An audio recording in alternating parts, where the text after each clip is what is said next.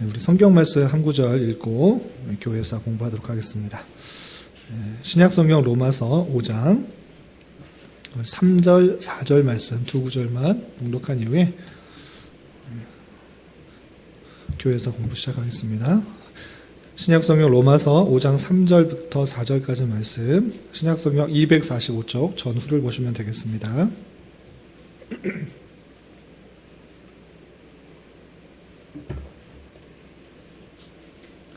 함께 봉독합니다. 다만 이뿐 아니라 우리가 환난 중에도 즐거워하나니 이는 환난은 인내를, 인내는 연단을, 연단은 소망을 이룬 줄 알미로다. 아멘.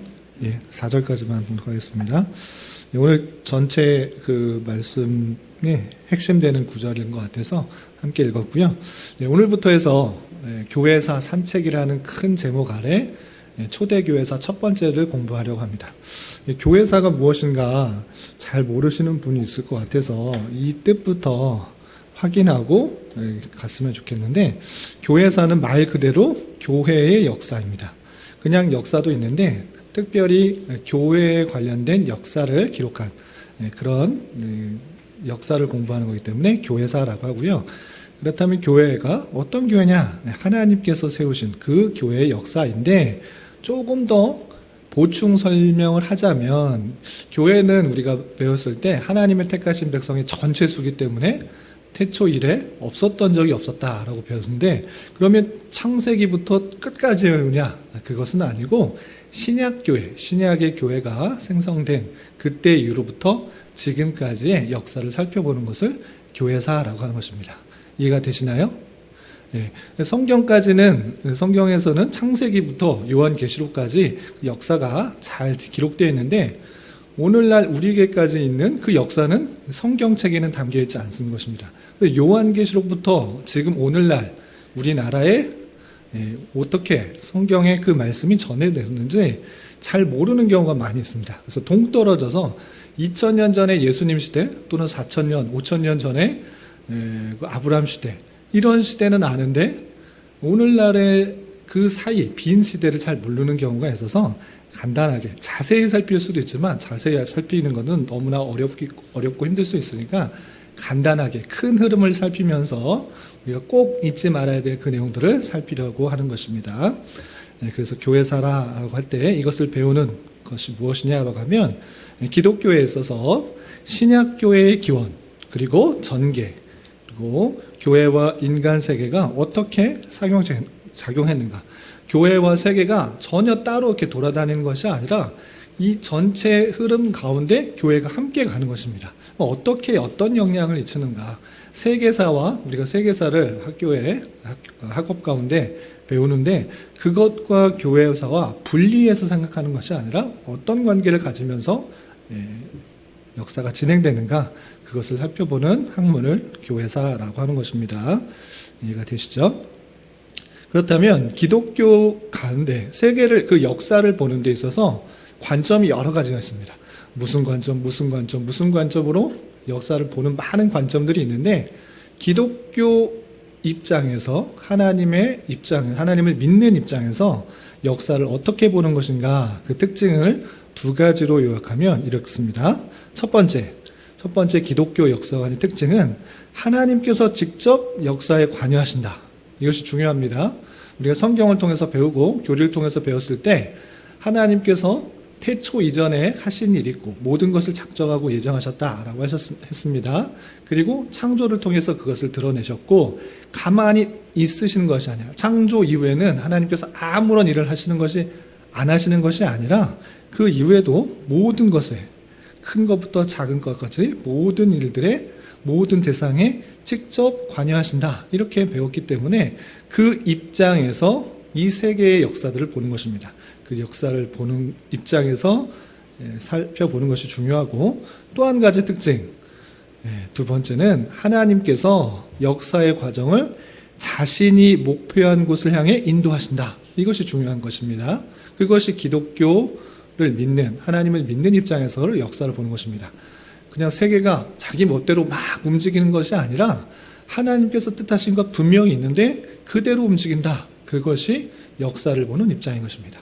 두 가지 입장을 전제로 해서 우리가 역사를 보지 않는다고 하면, 그러면 하나님이 빠진 일반 사람들이, 세상 사람들이 보는 입장인 것이고, 우리는 역사를 볼 때 하나님께서 직접 역사에 관여하신다, 이 관점과 또 그 관여하시는 데 있어서 자신이 뜻하신 것, 목표한 것 그대로 향하여 이끌어 가신다, 이 관점을 통해서 세상에 여러 가지 일어나는 역사들, 문제들, 이런 것들을 보면서 하나님께서 원하시는 것들이 무엇일까를 깨닫는 것, 그것이 역사를 보는 관점인 것입니다. 마찬가지로 교회의 역사도 그런 여러 가지 일들을 통해서 하나님께서 무엇을 뜻하셨을까, 이것을 바라보는 것이 중요한 자세인 것입니다. 그래서 교회사를 연구하면 어떤 점이 중요한가, 어떤 점이 유익한가, 교회사를 그냥 지식으로 달달 외우는 것이 아니라 이것을 통해서 우리가 얻는 유익들이 있습니다. 많은 유익들이 있지만 두 가지로 정리하면, 첫 번째, 신앙인들의 자취를 살펴봄으로써, 교회 역사들이 신앙인들의 역사인 것입니다. 그 자취를 살펴봄으로써 하나님의 섭리를 통해 교훈과 위로와 격려를 얻게 하고 건전한 신앙관과 신앙을 형성케 해준다라는 것입니다. 하나님께서 신실하게 교회를 이끌어 가셨다, 성도들을 이끌어 가셨다, 그것을 깨달아서 교훈과 위로를 또 격려를 받는 것이고, 또한 그 교회가 어떻게 많은 이단들로부터 보호하고 또 잘못된 길을 갔을 때, 역사적으로 갔을 때 이단들을 쳤는지, 이단들이 어떻게 정죄되었는지를 깨달아서, 과거에도 이렇게 비슷한 일들이 이단이었구나를 깨달아서 건전한 신앙관과 신앙을 형성케 해주는 것입니다. 역사적으로 쭉 보지 않는다고 하면 이것이 이단인지 아닌지 구분을 할 수가 없습니다. 오늘날의 여러 교회의 모습들이 있는데, 저마다 자기네 교회가 정통이다 이렇게 말하고 있는데, 역사를 쭉 살펴보면 이미 그런 내용들이 다 정죄되었는데 그것을 알지 못하기 때문에 그것을 이단이다 아니다 판별하지 못하는 경우가 너무 많이 있습니다. 그러나 역사적으로 봤을 때 그러한 내용들이 이미 다 역사적으로 걸러진 그런 내용이니까 교회사를 통해서 그런 것도 알게 되고 건전한 신앙관과 신학을 형성케 해주는 것입니다.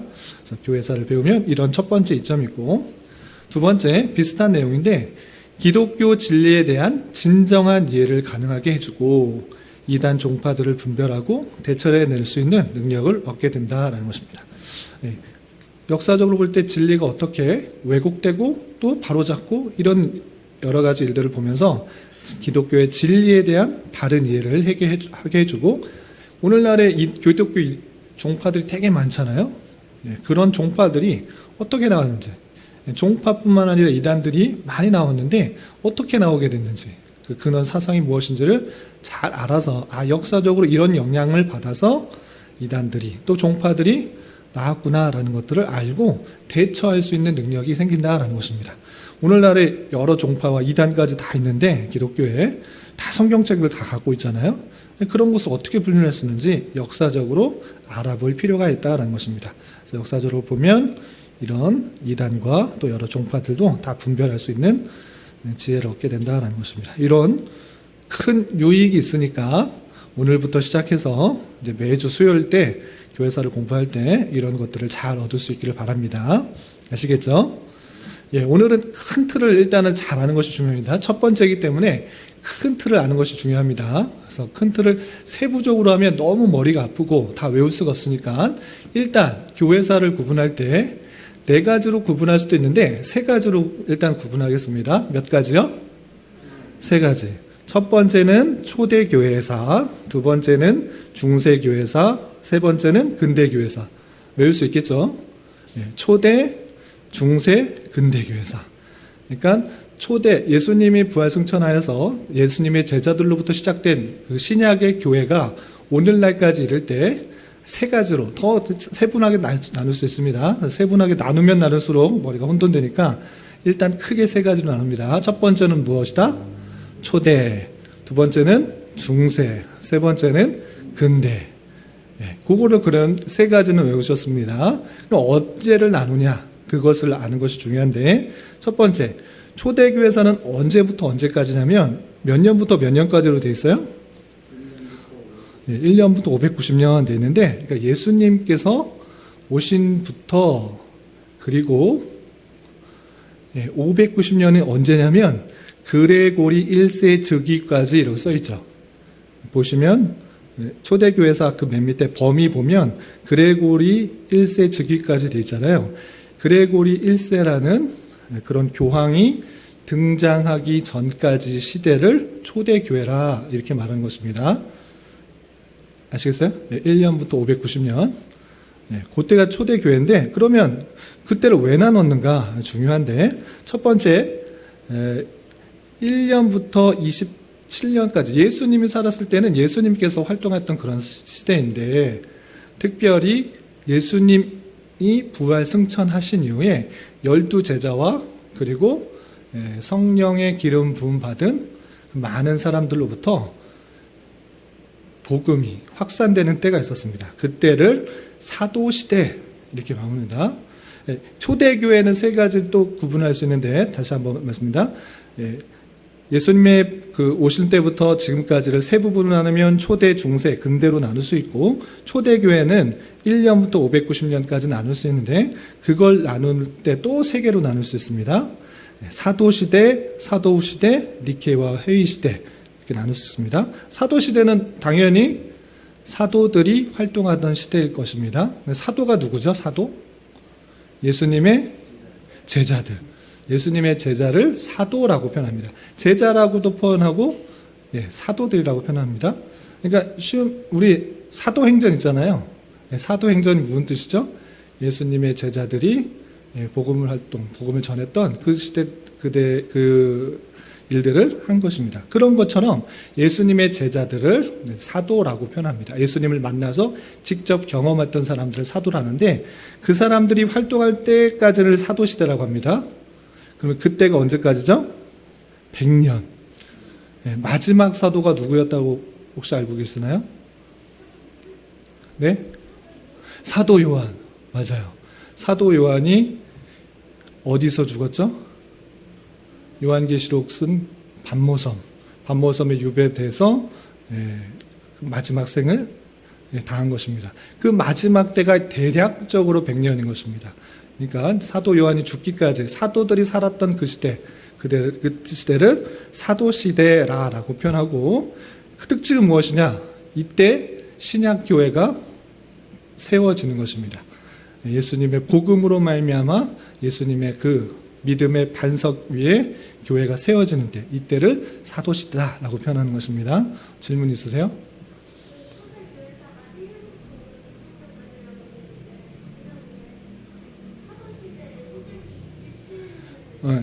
정확하게 말하면 27년이 맞겠죠.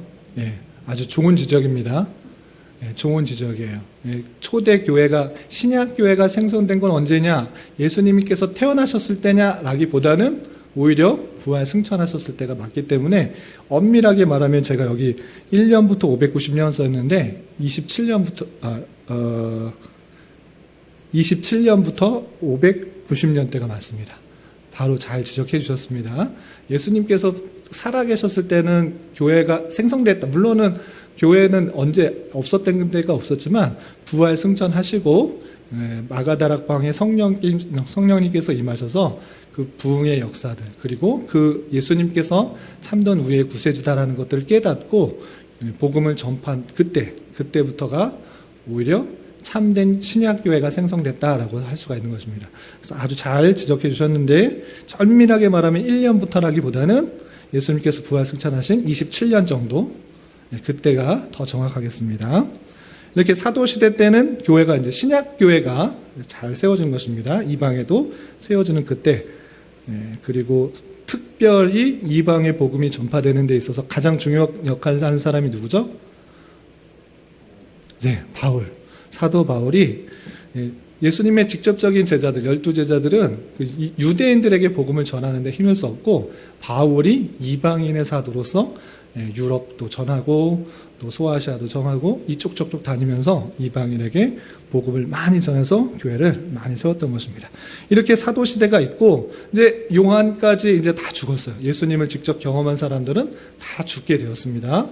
그리고 나서 시대가 사도 후 시대예요.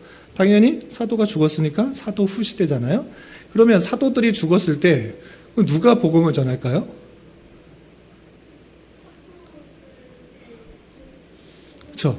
네, 사도들한테 복음 전파를 받은 사람, 그런 사람을 무엇이라고 그럴까요? 여기 써 있는데 속사도, 우리 뒤편을 속편이라고 하잖아요. 그런 말 들어봤어요? 네, 속편은 뒤 이어서라는 뜻이거든요. 그래서 사도들에게 전달을 받은 그런 목사님들, 교회 지도자들을 누구라 하느냐? 그러면 속사도라고 해요. 직접적으로 예수님을 경험하진 않았지만 사도들로부터 교훈을 받은 사람들이, 아주 유명한 사람들이 등장했습니다.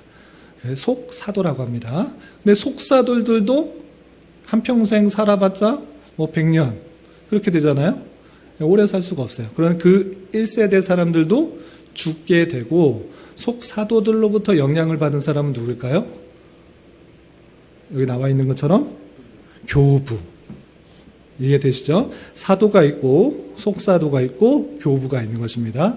그렇게 아주 유명한 12제자가 있는 것처럼 아주 유명한 그 영향력을 받은 속사도들이 있고, 속사도들의 영향을 받은 교부들이 있는 것입니다. 그렇게 속사도와 교부들이 등장해서 그 니케아 화의 그리고 밀라노 칙령 전까지 교회들에게 많은 영향력을 미친 시대를 무슨 시대라 한다? 사도 후 시대. 여기까지 이해되시죠?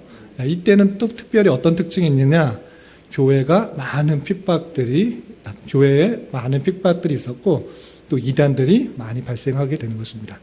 그리고 나서 교부 이후에 니케아 회의 시대라는 시대가 있습니다. 이건 무슨 시대일까요? 물론 교부들에 의해서 영향을 받지만 특별히 313년을 나눈 이유가 무엇이냐면, 혹시 313년에 무슨 일이 있는지 혹시 아세요? 밀라노 칙령이 생깁니다. 밀라노 칙령이 뭐냐면, 기독교가 이 사도 후 시대는 아주 많은 핍박을 받았어요. 사람들 조금 이따 배우겠지만 엄청나게 핍박을 받았는데, 이 313년 이후에는 기독교가 핍박을 받았을까요? 안 받았을까요? 안 받았어요. 종교의 자유가 주어졌어요. 그래서 기독교를 핍박하지 못하도록 하는 칙령이 발행된 것입니다. 그래서 이 313년 이후에는 교회가 핍박되지 않았어요. 그런데 핍박은 받지 않았지만 교회 안에 어떤 것들은 계속적으로 있었을까요? 크게 말해주세요. 이단들이 계속적으로 늘어났던 거예요. 예수님에 대해서 잘 알지 못해. 물론 사도들이 잘 전했음에도 불구하고 그것을 잘못 이해하고 또 다른 이단들이 많이 발생해서 회의가 자꾸 열리는 거예요. 그래서 수많은 회의들이 열려요. 그래서 니케아 회의로부터 해서 많은 회의가 열림으로 말미암아 예수님에 대한 그 바른 신학에 대한 내용이 정립이 돼요. 그래서 신학이 조성되는 그런 시기다.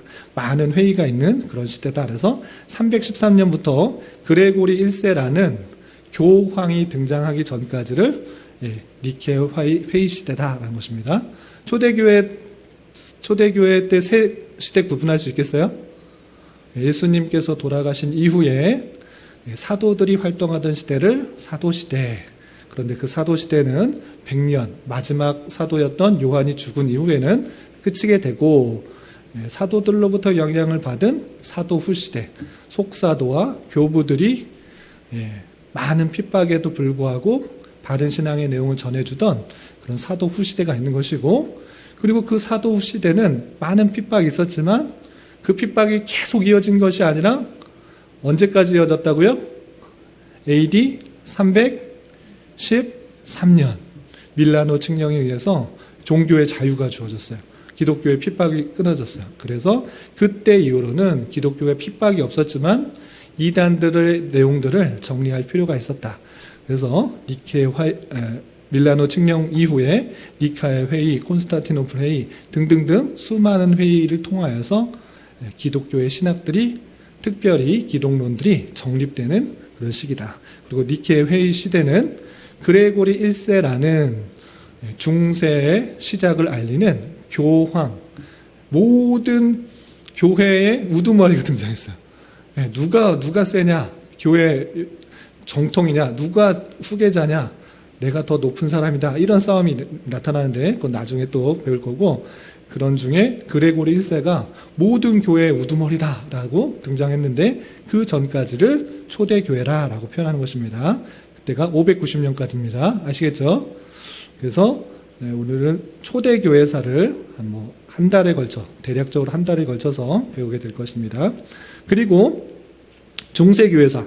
중세교회사는 너무 많은데 별로 중요하지 않아요. 그래서 중세교회사는 처음과 끝만 외우시면 됩니다. 자, 처음은 어떨 때 생겼다고 그랬죠?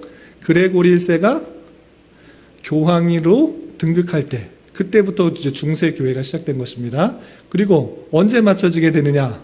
1517년 루터의 종교개혁 시작 때까지. 네, 그때를. 일대 교황인 거죠? 네네.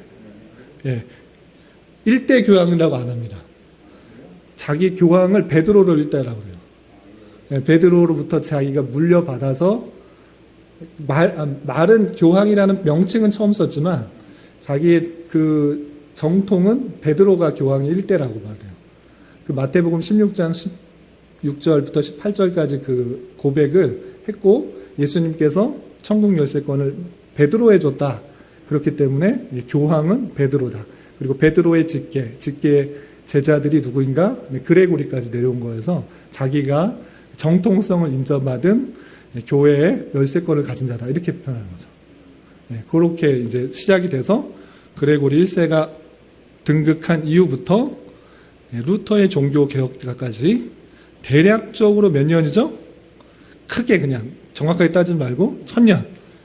그래서 1000년을 중세교회라고 표현하고, 이 교황이 등장하면서부터 점차 기독교의 진리는 없어지고 교황의 내용이 더 등장하는 내용들이 있습니다. 그래서 중세교회사는 여러 가지 시대를 나눌 수 있는데 이것들은 간략하게 볼 거예요. 우리 배울 때 중세교회사는 한 2주, 3주, 한 2주 정도 해서 이 중세교회는 짧게 하고 넘어갈 것입니다. 어떤 식으로 중세교회가 참된 기독교에서 벗어나게 됐는지 그 내용들 위주로 살펴볼 거고, 그래서 중세교회는 590년부터 1517년 종교개혁 시대 전까지 대략적으로 1000년을 중세교회라 한다. 여기까지 이해되시죠? 네. 그 다음에 무슨 교회사가 있죠? 중세 다음에 근대교회사. 근대교회사는 당연히 종교개혁 시대부터 지금까지인 것입니다. 다 나눌 수 있겠죠?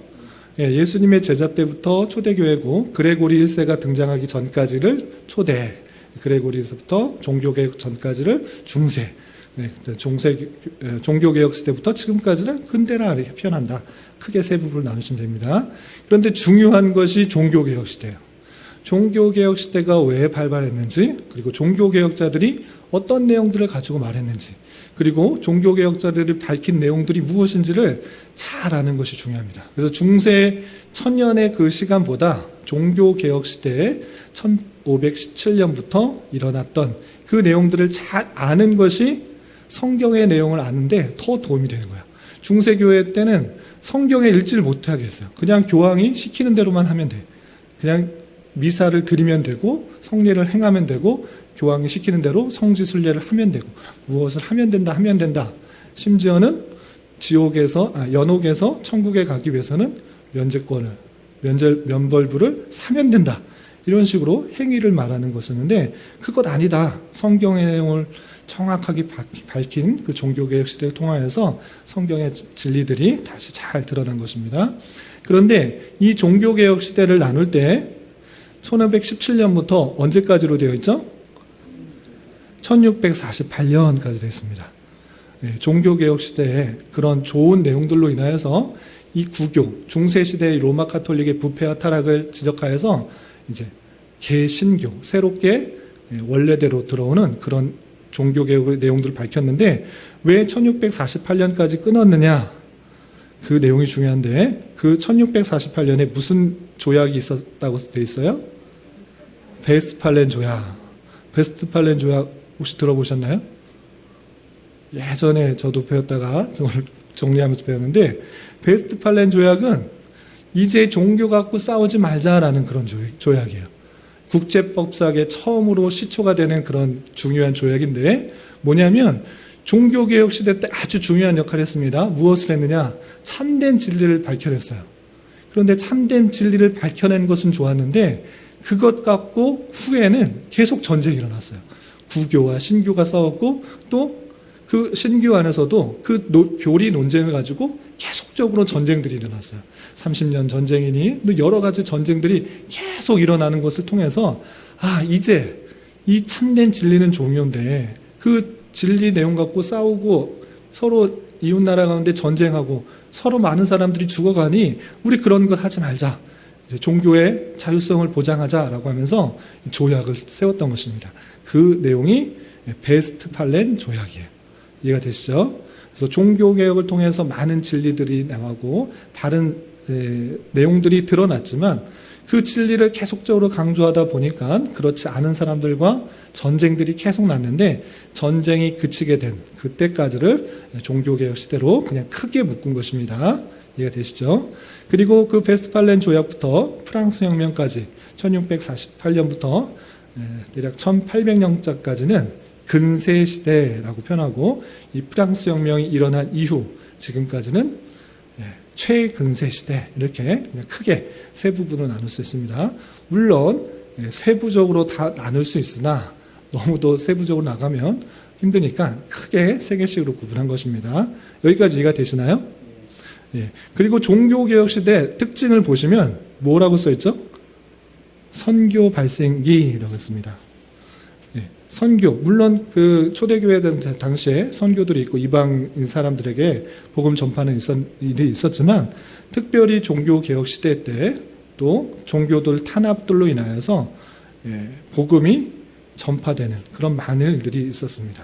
그래서 미국에도 그런 청교도들이 넘어가고 하는 그런 선교들이 일어났다.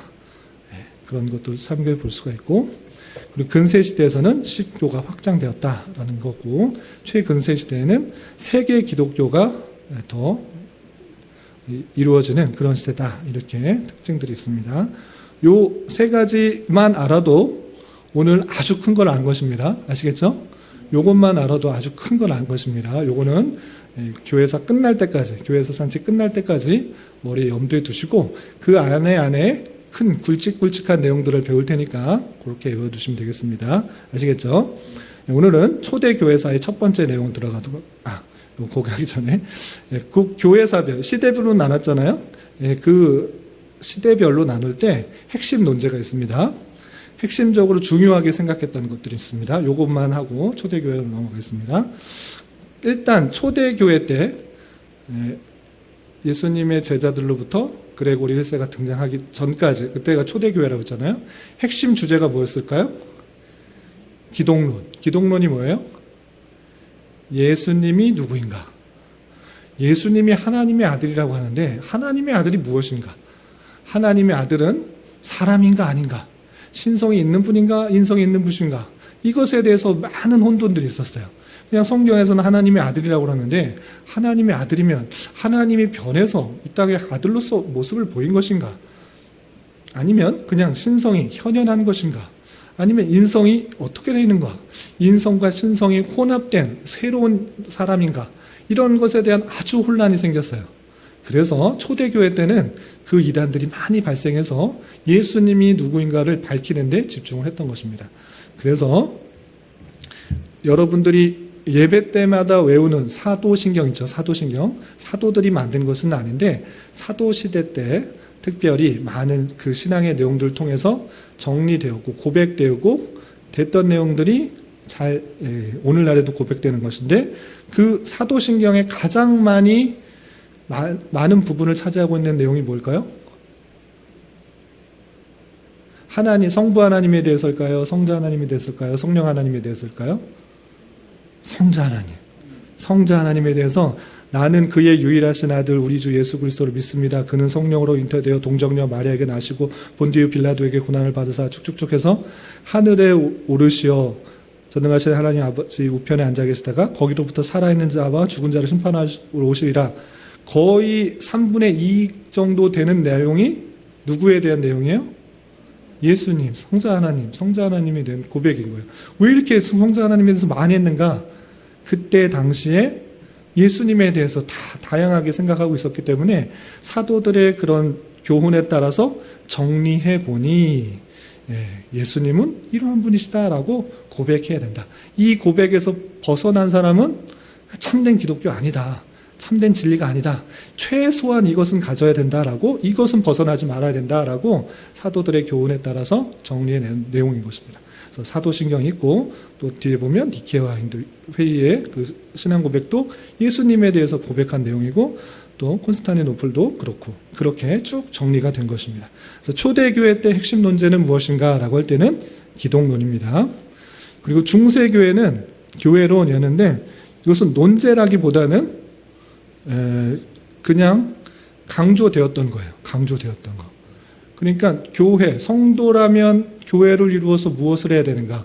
그냥 황제가 시키는 대로 교회 안에 들어와 시키는 대로 하면 돼. 이것에 강조가 있었어요. 이 대로 시키지 않으면 다 이단이고 처형되는 그런 모습이 있었습니다. 그래서 중세 교회는 교회론이 강조되는 그 모습이었다. 이렇게 이해하시면 되고, 종교개혁 시대는 물론 다른 것도 다 많습니다. 여러 가지 되지 안 된 부분이 없습니다. 신론부터 뭐 종말론까지 다 정리했습니다. 그럼에도 불구하고 가장 올바르게 정립된 내용은 무엇이다? 무엇이다? 구원론. 구원론. 어떻게 구원받는가? 중세교대 때 교황이 엄청나게 잘못 말해놓은, 잘못 정리해놓은, 잘못 교육해놓은 그 구원론에 대해서 바로 잡은 것이 종교개혁인 것입니다. 행위로서 구원받는 것이 아니고 인간의 열심으로 구원받는 것이 아니고 오직 믿음으로 말미암아 구원받는다. 이 신층이 이것이 종교개혁의 아주 핵심적인 내용입니다. 루터도 그랬고 칼빈도 그랬고 종교개혁자는 성경으로 돌아가 성경에서 말하고 있는 내용, 그것은 카톨릭에서 말하고 있는, 로마 카톨릭에서 말하고 있는, 교황이 주장하고 있는 그런 거 아니다. 어떤 행위를 통해서 하는 거 전혀 아니다. 우리의 공로 전혀 들어가지 않는다. 우리의 여신 전혀 들어가지 않는다. 오직 성경에 있는 그 말씀, 이 신층이 믿음으로 말미암아 구원을 받는다. 이것을 잘 정립한 것이 종교개혁인 것입니다. 그래서 핵심 논제는 구원론입니다. 그럼에도 불구하고 구원론 이후에 교회론이나 종말론이나 이런 것도 잘 정리가 되었습니다. 그러나 하나를 강조하자 그러면 종교개혁은 구원론인 것입니다. 그리고 근대와 현대에 있어서 가장 많이 논제가 되는 것, 그것은 무엇입니까? 성령론. 성령론에 따라서 되게 많은 그런 차이가 드러납니다. 교회 안에 성령을 단순히 힘이나 능력이나 어떤 것으로 생각하느냐에 따라서 성령을 이용하기도 하고 성령을 통해서 신비한 것들을 만들어내려는 그런 사상들이 현대에 많이 드러나는 것입니다. 이른바 신사도 운동이다, 아니면 성령 운동이다 라는 여러 가지 그런 일들이 성령론에 대한 바른 지침이나 바른 정리가 되지 않은 그런 내용들을 통해서 성령을 이용하려고 하는 그런 모습들이 나타나고 있는데, 그런 것에 대해서 올바른 정립들이 필요한데 다른 것들에 비하여서 성령론에 대해서 많은 논란들이 있고 또 분파들이 있다라고 보시면 되겠습니다. 이렇게 물론 다른 것들도 다 있지만 특징들을 갖다 붙이면, 연결하면 이런 특징들이 있다라는 것입니다. 그래서 각 시대마다 이런 특징들이 있다라는 것을 알아두시면 되고요. 초대교회사 주요 역사 들어가겠습니다. 이거 시간 내에 다 못할 것 같은데 이렇게 진도 나가는 게 중요한 게 아니고 이해하는 게 중요한 거니까 시간 되는 데까지 나가도록 하겠습니다. 초대교회 때 초대교회사, 그 초대 교회사를 뵐 때 가장 중요한 것이 무엇이냐면 당시가 어떤 시대인가, 시대적 정치적 배경을 아는 것이 중요합니다. 그런데 시대적 정치적 배경은 많이 다른 것이 아니고 하나로 묶여 있습니다. 그것은 다름 아니라 로마 제국의 통치 안에 있다는 시대다라는 것입니다. 그래서 어려운 말로 팍스 로마라고 표현하는데 그게 무슨 뜻이냐면 BC 27년부터 AD 180년까지는 이 로마라는 나라가 그 시대, 그 주변의 나라를 완전히 다 정복하여서 로마 사람들이 생각하기에는 이제 로마 시대가 열렸다라고 생각하는 그 시대요. 이해가 되시나요? 예, 물론 바벨론 시대도 있었고 페르시아 시대도 있었고 헬라 시대도 있었습니다. 그런데 헬라 시대 이후에 무슨 시대가 됐다? 로마 시대. 그 로마 시대가 전체를 다스리는 전성기 시대를 만들었던 것입니다. 그때 초대교회사의 대부분이 있는 것입니다. 그래서 팍스 로마나라고 표현하는데 그런 시기에 초대교회사의 부분이 들어간다는 것입니다. 그런 영향관계가 있다는 것입니다. 그래서 이 팍스 로마나의 시대 때 대표적인 영향을 받았던 것이 잘 알다시피 네로 황제, AD 64년에 네로 황제에 의해서 기독교가 박해됐고 또 AD 70년에 티투스 장군에 의해서 예루살렘 성전이 완전히 파괴되는 등 이 로마에 의해서 많은 영향들이 나타나게 되었다. 그래서 초대교회는 이 로마 시대하고 분리될 수가 없다라는 것을 잘 알아야 되는 것입니다. 아시겠죠? 네, 그래서 보시면 지도 보이시죠? 앞에 보시면 색깔별로 되어 있는데 여기 가장 진한 색으로 되어 있는 붉은색 부분 요게 BC 218년경에는 로마만 있었습니다. 그러나 조금 더 분홍색으로 되어 있는 BC 133년경에는 점차 세력을 확대해서 스페인과 또 그리스까지 세력을 확대했고 BC 43년경에는 터키 동쪽 부분까지 확대하고 AD 14년경에는 예루살렘까지 진출하고 AD 14년 이후에는 더 많은 부분까지 진출하는 그 모습을 볼 수 있습니다. 이렇게 로마가 계속적으로 확장하여서 이제 헬라 시대는 지고 로마 시대 확장된 그 모습 가운데 있다라는 것을 알아두시면 되고요. 이런 영향 가운데 그 로마 시대에 있는 교회가 당연하게 로마의 종교와 부딪힐 수밖에 없겠죠. 로마는 그럼 어떤 종교냐? 로마는 로마의 그 팍스 로마의 그 나라는 종교가 어떠한 모습 가운데 있는가? 여러 가지 있겠지만 두 가지로 정리할 수 있습니다. 첫 번째, 그 로마라는 나라는 황제를 숭배하는 나라입니다. 누구를 숭배해요? 황제. 눈에 보이는 황제. 어떻게 눈에 보이는 황제를 숭배할 수 있냐라고 할 때 이 황제를 무엇이라고 가리켰느냐? 신의 현현이다. 신이 눈에 나타난 것이다. 이렇게 말했던 것입니다. 그래서 황제는 현현신, 눈에 나타난 그런 신이다라고 주입을 했기 때문에 황제를 숭배하도록 했습니다. 그래서 황제가 신이라서 황제를 숭배하게 했고 법과 질서의 수호자는 이 황제다. 이 신을 숭배해야지 법과 질서가 그대로 유지된다. 나라가 온전하게 될 수 있다라는 것들을 강조했던 것입니다. 그래서 지역의 번영, 국민 생명의 보존자로 숭배로 했고 황제를 거부하는 자는 방해자로 일컬었던 것입니다.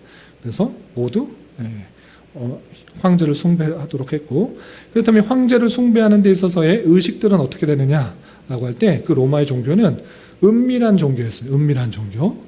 그래서 의식을 은밀히 행하기 때문에 의식을 공개하지 않는 신비주의적인 느낌의 종교의 색깔이 드러났던 것입니다. 대표적인 그 의식들이 어떻게 되냐면 황소피로 목욕을 하는 일도 있었다고 그러고요. 또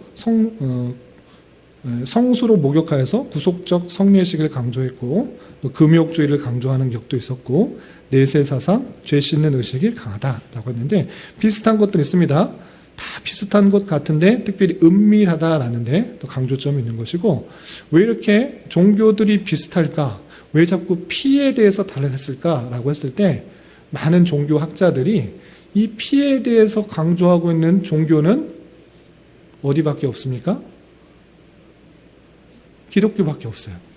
처음부터 내려오는 그 내용들이 다양하게 변질되어서 나타나고 있는 것을 볼 수 있습니다. 그래서 이 기독교의 내용들이 다양하게 변질되어서 나타나고 있는 그 모습들을 볼 수 있고 이 로마 종교도 비슷한 내용들이 있다 되어 있습니다. 황소피로 목욕해서 자신의 씻는 죄 씻는 그런 의식들을 강조하고 있는 그 모습들이 기독교하고 비슷하지만 신을 다르게 보고 있다라고 이해하시면 됩니다. 로마의 종교 그렇고, 그렇다면 이런 내용들이 있기 때문에 당연하게 기독교를 박해할 수가 없습니다. 왜냐? 기독교하고 말하고 있는 것과 로마의 종교하고 다르기 때문에. 그래서 구체적으로 하나하나 이루를 들면 이렇습니다. 기독교 박해의 원인을 보면 첫 번째, 기독교는 배타성이 있습니다. 타종교를 인정하지 않습니다. 유일신 하나님만을 믿는 것입니다. 하나님만이 신이지 무슨 황제가 신이냐라고 말을 하는 것입니다. 그래서 저것은 참된 신이 아니다라고 무시를 하는 것입니다. 그래서 당연하게 타종교의 신들은 참된 신이 아니라 생각하고 우상이다 말하기 때문에 아까 말한 것처럼 황제 숭배를 하는 로마 사람들에게, 로마 황제와 그 사람들에게 받아들여질까요? 안 받아들여질까요? 받아들여지지가 않는 것입니다. 자기가 자꾸 황제가 신인데 왜 아니라고 자꾸 말하느냐라고 하면서 종교상의 이유로 박해를 받았던 것입니다. 또 두 번째로 보면 비밀 결사대회로 오해를 받는 적이 있었습니다. 핍박이 많으니까 낮에 모일 수가 없어. 그래서 밤에 자꾸 모였는데 밤에 자꾸 모이니까 밤에 뭐 하려고 그래? 라고 하면서 비밀 결사를 하는 그런 모임이다 라고 오해하기도 하고, 또 혹여는 음란한 집단이다 라고 오해를 하게 되는 것입니다. 낮에 자꾸 모이고 그 박해를 하니까 밤에 모이는 그 모습 때문에 오해하는 경우가 있었고, 오해로 해서 박해를 받았고, 또한 기독교에서 빠질 수 없는 것, 성찬식이 있습니다. 성찬식을 예수님께서 오시기 전까지 계속적으로 행하라 라고 말씀해서 우리 초대교회도 당연하게 성찬식을 했을까요? 안 했을까요? 했습니다. 성찬식을 했는데 그것으로 오해했습니다. 성찬식을 하면서 떡을 떼면서 뭐라고 말을 하죠? 이것이 내 몸이니, 예수님의 몸이다 라고 하고 먹고, 또 포도주를 따르면서 이것이 내 피니, 피다 라고 해서 이것이 피다 라고 하고, 예수님의 몸과 피를 먹는다? 어떻게 사람의 피와 살을 먹냐? 이것은 아주 식인 종교다 라고 오해하고 있는 것입니다. 성찬식을, 그 내용을 참된 이해를 하지 못하여서 인육을 먹는 아주 이상한 종교다라고 말하면서 핍박을 했던 것입니다. 그리고 또 이런 것도 있습니다. 남자, 여자를 우리는 주님 안에서 한 형제, 자매라고 부릅니다. 당연하죠. 주님 안에, 실제 형제, 자매는 아니지만 주님 안에 다 자녀가 되었기 때문에 남자를 형제라, 여자를 자매라 이렇게 부르는 것입니다. 그런데 이 남자, 여자, 형제, 자매라고 해서 서로 음행한다라고 오해를 하는 것입니다. 그리고 사람을 죽이는 그 군대로 가는 것을 거부했기 때문에 병역 의무를 기피한다라고 해서 사회생활을 부조하게 하는 이상한 종교 집단이다라고 해서 박해를 했던 것입니다. 그리고 아까도 말씀드린 것처럼 종교적인 이유로 인해서 황제 숭배를 절대 할 수가 없는 것입니다. 그래서 황제 숭배를 거부했기 때문에 반역죄로 많은 사람들이 사형을 당했던 것입니다. 그리고 다섯 번째로 로마 제국은 영원하다라고 그 자신들을 주장합니다. 로마 황제는 지금 팍스 로마 시대이기 때문에 어떤 나라도 자기를 공격할 수 없고 우리 이 나라는 영원하다라고 생각합니다. 그러나 기독교의 그 내용들은 어떻습니까? 이 세상이 영원합니까? 바벨론, 로마, 그것은 멸망한다, 심판한다, 심판된다 분명히 말하고 있기 때문에 이 내용하고 그 사람들이 생각하기에는 맞지가 않는 것입니다. 그래서 기독교의 종말론과 불일치하기 때문에 그 사람들의 내용들, 로마 제국을 멸망시킨다, 심판한다 생각하여서 계속적으로 핍박하는 것입니다. 그리고 이런 것 때문도 핍박하는 것을 볼 수 있습니다. 어떤 불행들, 지진, 질병, 기근, 홍수, 안 좋은 것 딱 생기면 기독교인이 신에게 제사하지 않아서 발생한다 이렇게 생각한 것입니다. 어떤 큰 불이 나면 기독교인들이 해냈다 뿐만 아니라 신을 노하게 했다. 그래서 안 좋은 일들이 계속 발생한다 라고 누명을 씌워서 박해를 했던 그런 모습도 있었던 것입니다. 이렇게 수많은 박해, 수많은 구실을 대면서 기독교의 교회는 박해 가운데 있었던 것입니다. 그리고 3번까지는 할 수 있을 것 같습니다. 예, 그럼 박해에 대해서 수많은 박해들, 갖가지 구실을 들어서 박해를 했는데, 그럼 교회는 가만히 있었는가? 나름대로의 대응을 했던 것입니다. 어떻게 대응했는가? 세 가지로 정리할 수 있는데, 첫 번째, 고난과 죽음, 많은 핍박들을 무엇으로 극복했는가? 무엇으로 극복했어요? 진리로 극복했다라는 것입니다. 진리, 참된 진리가 있었기 때문에 그게 진짜인지 아닌지 아리송하면 그것을 지키기 힘듭니다. 고난이 오면, 힘든 역경이 찾아오면 이게 아닌가 보다, 하나님이 안 계신가 보다 하고 그냥 떠날 수도 있잖아요. 그러나 고난, 죽음, 여러 가지 핍박과 환난도 그 참된 진리를 붙들고 있는 사람을 가로챌 수가 없었던 것입니다. 그래서 참된 진리를 깨달았기 때문에 그 모든 핍박, 박해, 고난, 죽음, 역경, 그것을 극복할 수 있었다라는 것입니다. 그래서 진리로 극복하였다. 그리스도를 향한 충성 지조를 통해서 그 어려움을 극복할 수 있었다라는 것이고, 진리를 잘 붙들어 있어서 대응을 통해서 극복할 수 있었다는 것이고, 또 어떤 것을 통해서 극복할 수 있었냐면 그냥 진리만 갖고 있었던 것이 아니라 특별히 우리가 아무 잘못이 없다, 그런 것을 드러내기를 힘썼습니다. 그래서 여러 변증가들이 무신론, 정치적 목론에 반론되는 것, 이교도의 모순, 부도덕, 철학적 오류, 그리고 자신의 참된 진리가 맞다라는 것들을 변증가들이 계속적으로 밝혔습니다. 그래서 대표적인 변증가들이 누가 있다고요? 보시면 과드라투스, 아리스테테스, 저스틴, 멜리토와 아데나고라스, 이런 사람들이 글을 써서 황제에게 알려주는 거예요. 우리가 무슨 잘못이 있느냐? 아무 잘못 없다. 뭐 도덕적으로 잘못된 것 있느냐? 너희들에게 피해를 끼친 거 있느냐? 그리고 무신론들, 잘못된 것들, 그런 것들을 잘 논리적으로 밝혀서 그들의 잘못들을 드러낸 것입니다. 그래서 이런 사람들이 문서를 통해서 참된 기독교를 드러내기에 힘쓰는 그런 일들을 했던 것입니다. 그리고 실제 삶에 있어서 어떻게 드러내느냐? 성경에 입국해서 아주 도덕적인 생활을 했습니다. 어떤 핍박과 탄압이 와도 잘못된 일, 부정적인 일, 그런 것 하지 않고 핍박과 탄압과 손해에도 불구하고 아주 도덕적인 사람이 누구냐? 그것은 다 기독교인이다 라고 표현하는 거예요. 그래서 사람들이 다 놀라는 거예요. 어떻게 저 사람들은 죽음 앞에서 어떻게 도덕적으로 있고 사람을 사랑할 수 있고 이해할 수 있고 용서할 수 있고 죽음을 두려워하지 않을 수 있는가? 라고 생각하면서 오히려 자신의 참된 진리라는 것들을 드러내기 힘썼다라는 것입니다. 그래서 박해에 대해서 핍박과 탄압도 있을지라도 그 성도들의 모습은 더욱더 윤리적으로, 더욱더 도덕적으로, 더욱더 모범적으로 삶을 살아가는 것을 통해서 그 핍박에 대응했던 것입니다. 그 사람들이 칼 가지고 온다고 해서 우리 교인들 모여라, 우리 죽음 두려웠지 않으니까 우리도 칼 들고 한번 덤벼보자, 게릴라전으로 저기 사람 없는 데 가서 전쟁에서 죽이고 우리 차례 차지하자, 우리 힘을 모으자, 이런 방식으로 하지 않았습니다. 죽으면 죽는다. 그러나 난 죽음이 두렵지 않다. 내 주어진 자리에서 하나님께서 주신 것에 감사하며 내 주어진 일을 잘 행한다. 부정하지 않고 도덕적으로 또 사람을 사랑하고 어려운 사람을 돕고 그런 삶을 살아가는 것을 아주 잘 보여준 것입니다. 그 모습들이 초대교회 안에 아주 잘 드러나고 있다는 것입니다.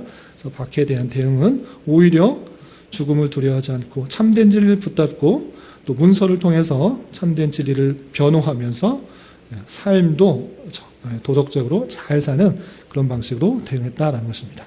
그렇게 살았을 때 어떻게 되는가? 여기까지만 보겠습니다. 어떻게 되는가? 5가지로 정리하겠습니다. 첫 번째, 고난과 죽음을 진리로 이겨냈다는 것입니다. 아까 대응한 것과 같은 말씀인데, 고난 죽음들 그것보다 참된 진리를 가지고 있는 것으로 이겨냈고, 두 번째, 무력이나 폭력을 쓰지 않고 문서를 통해 그들을 방어했고, 세 번째, 순교를 각오함으로써 기독교가 참된 종교요 생명의 종교임을 증거됐습니다. 그리고 노예나 포로 등 낮은 신분도 전도를 하여서 기독교 세력이 뻗어난 것입니다. 노예나 포로들, 그때 당시에는 사람 취급도 못 받는 그런 사람이었습니다. 그럼에도 불구하고 기독교 성도들은 그 사람들을 형제로 대우하고 또 사랑을 전하고 복음을 전한 것을 통해서 복음이 계속적으로 전파됨으로 성도들이 많이 늘어난 것입니다. 그리고 노예도 형제와 같은 하나님의 존중받는 그런 사람이다라는 사상을 갖게 되었습니다. 그리고 박해로 흩어진 기독교인들이 사도의 말을 듣기 어렵게 되자 정경 형성을 서둘러서 성경 형성이 촉진되었다는 것입니다. 예수님의 제자들에 의해서 많은 신약 성경들이 쓰여졌습니다. 그런데 핍박과 탄압이 있자 사람들이 하나님의 말씀을 빨리빨리 알려주기를 원했습니다. 그 핍박 속에서도 그 성경의 필요성이 대두되어서 오히려 그 성경들이 날로 퍼지게 되고 사본들이 나오게 되고 정경들이 잘 정해져서 이것은 외경이다. 이것은 참된 진리가 아니다. 이것들이 제자들에 의해서 바르게 쓰여진 것이다 라고 해서 성경 형성이 됐다는 것입니다. 이 초대교회 때 신약 성경이 완성이 되는 것입니다. 그리고 국가와 교회의 구별이 확실하게 되었다라는 것은 국가가 있고 교회가 있는데 국가의 그 황제 숭배 사상과 그것을 꼭 결합해야 된다. 이 사상들이 없어진 것입니다. 그래서 국가는 국가고 교회는 교회로서 구별이 확실하게 되었다라는 특징이 있는 것입니다. 그래서 최초의 여기 보시면 지도가 보이는데 1세기에 이것이 무엇이냐면 기독교예요. 1세기 기독교는 예루살렘으로부터 소아시아, 우리 여기 뭐 있는 줄 다 아시죠? 여기 터키죠. 여기 지역이 어디예요? 고린도. 네. 여기는 어디예요? 여기가 반모섬이고 여기가 구브로 섬이고 요 지역에 1세기 예수님의 그 제자들로 인해서 특별히 바울로 인해서 복음이 전파된 지역이잖아요. 그런데 수많은 핍박들이 일어난 2세기가 될 때 어떻게 됐어요? 훨씬 더 많이 났어요. 핍박을 받으니까 이쪽 지역 저쪽 지역에서 나간 사람도 있고 핍박을 받았음에도 불구하고 사람들이 죽음을 두려워했다고 했어요? 죽음을 두려워하지 않았다고 했어요? 두려워하지 않고 올바른 삶을 사는 것을 통해서 주변 사람들이 다 놀라는 거예요. 아니 저 사람 뭔데 죽인다고 해도 신앙 버리지 않고 올바른 삶을 살 수 있을까? 당신이 믿는 신앙이 뭡니까? 그런 식으로 복음이 자연스럽게 전파됨으로써 수많은 사람들이 그 모습에 반해서 도덕적이고 순결한 그 모습에 반해서 죽음을 두려워하지 않는 모습에 반해서 복음이 순식간에 세계로 퍼져나가는 것을 볼 수 있습니다. 그리고 3세기 그리고 6세기 이렇게 로마의 제국에 뻗쳐져 있는 그 전역으로 오히려 복음이 전파되는 그 모습을 볼 수 있습니다. 이 모습을 통해서 핍박을 받았지만 오히려 핍박으로 말미암아 복음이 어떻게 됐습니까? 복음의 진실성이 드러났고 복음의 생명성이 드러났고 복음의 참됨이 드러났고 그것뿐만 아니라 세계의 복음이 확실히 더 드러나는 하나님의 놀라운 역사를 볼 수가 있는 것입니다. 이 하나님의 놀라운 섭리, 그냥 예루살렘에서 그 모여있는 사람들 그냥 너무 좋다, 예수님이 정말 우리의 구원주였구나 라고 했으면 그 사람들이 정말 바울만 조금 힘내서 그 주변에게 전했겠지 유럽이나 아프리카나 그 전 지역에 로마 제국에 복음을 들고 나갈 수 있었을까? 핍박이 없었다고 하면 그 일이 상당히 더딜 수가 있는 것입니다. 이 내용을 통해서 하나님께서는 그 로마 황제도 들어쓰셔서 복음이 전파되고 복음의 능력을 드러내는 방편으로 쓰셨구나를 우리는 생각할 수가 있는 것입니다. 그래서 제가 오늘 말씀 시작하기 전에 공부하기 전에 우리가 환난 중에도 즐거워할 수 있는 이유가 무엇인가 라고 할 때는 하나님께서는 환난을 성도들에게 안 주시는 것이 아니라 환난도 주시고 환난을 통해서 인내하게 하시고 또 인내를 통해서 연단을 가지고 연단을 통해서 소망을 누르고 하나님의 선하신 역사를 이뤄내기 위해서 다양한 방편도 쓰신다. 그렇게 하시는 하나님의 놀라운 섭리가 있다는 것들을 잊지 말아야 된다는 것입니다. 특별히 초대교회 때는 정말 하나님의 능력 받고 성령이 내려와서 놀라운 것들을 알았는데 왜 핍박이 오느냐. 정말 즐겁고 행복하게 살아야 되는데 왜 핍박이 오느냐라고 할 수 있는데 하나님의 섭리 방편에서는 그것도 사용하셔서 복음이 세계 만방에 퍼지게 되는 귀한 역사를 이루는 데 사용하셨다는 것을 생각할 수가 있는 것입니다. 질문 있어요?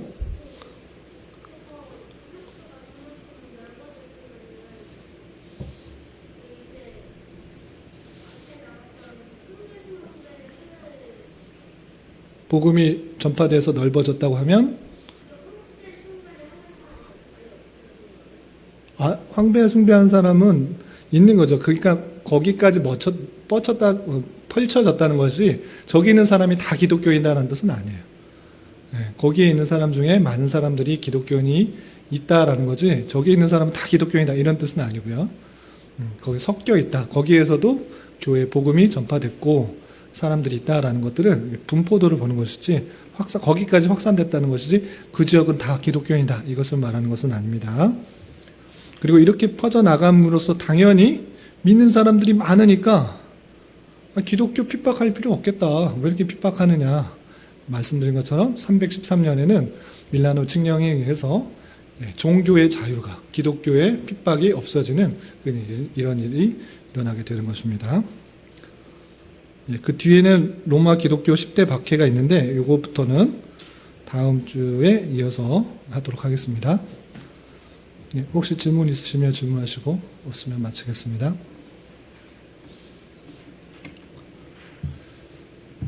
그러면 기도하고 마치겠습니다. 하나님 아버지 감사합니다. 오늘 교회사의 처음 부분인 초대교회사의 앞부분의 내용들을 살펴보았습니다. 환난과 핍박 속에서도 하나님께서 선하신 뜻을 드러내어 기독교가 세계 만방에 전파되고 또 기독교가 참된 진리라는 것들을 깨우치게 된 것을 보았습니다. 하나님, 이런 말씀을 대하는 자로서 우리에게 당장에 닥치는 환난과 어려움들에 있어서 하나님을 원망하고 불평하고 낭망하고 좌절하는 것이 아니라 이런 어려움도 하나님께서 사용하셔서 우리를 선하게 쓰신다라는 것들을 기억하며 잘 견디고 또 하나님을 의지하며 하나님의 뜻을 드러내는 방편으로 설 수 있도록 인도하여 주시옵소서. 특별히 교회 가운데 여러 가지 어려움 가운데 가정적으로 또 경제적으로 사업적으로 어렵고 또 건강이 좋지 않아 힘들어하는 지체들이 있습니다. 주님 그들과 함께 하시고 붙들어 주셔서 하나님을 더욱더 찾고 의지하는 기회 되게 하여 주시고 하나님의 선하심과 인자하심과 또 놀라우심들을 깊이 체험하여 신앙이 더욱더 증진될 수 있는 기회로 허락하여 주시옵소서. 마치고 돌아가는 발걸음도 안전하게 지켜줄 줄 믿으며 예수님의 이름으로 감사히 기도드리옵나이다. 아멘.